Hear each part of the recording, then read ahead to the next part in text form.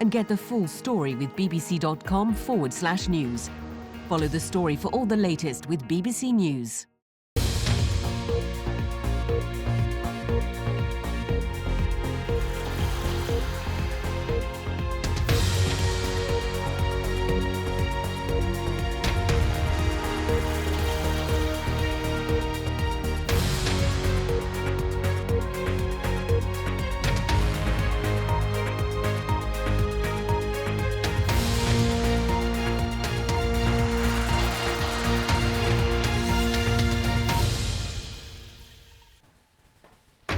Live from London, this is BBC News.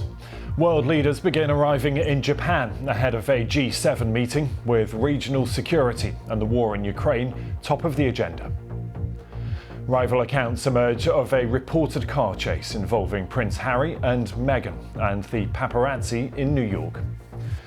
Police in New Zealand charge a man with arson following a hostile fire that killed at least 6 people.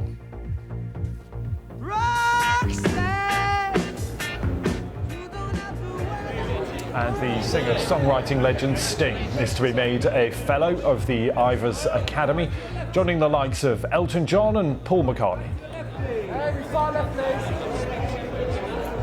And we're here on the red carpet at the Ivor Novello Awards. Sting will be walking up here shortly. Other artists that we're expecting to see today include the 1975, we've got Charlie XCX and Florence and the Machine, all of whom are up for awards when the ceremony starts at 1 p.m.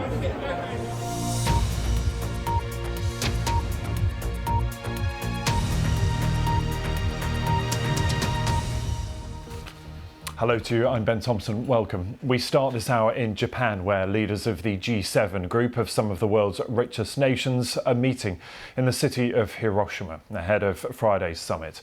US President Joe Biden has already held bilateral talks with Japan's Prime Minister Fumio Kishida to discuss Japan-US collaboration.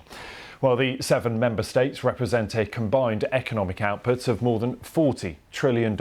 That is 40% of global GDP, or gross domestic product.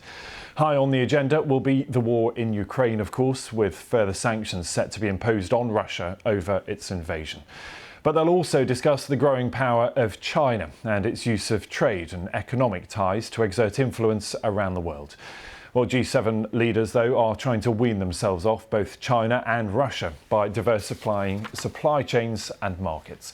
While British Prime Minister Rishi Sunak was among the first to arrive in Japan, high on his wish list is a deal on computer semiconductor chips. We'll talk about that a little later. But also he wants new defence and economic links between the UK and Japan. So far, $22.5 billion worth of investment by Japanese businesses has been announced in the UK. That's around £18 billion. Well, it's great to be here in Tokyo to start my trip to Japan. And the first stop is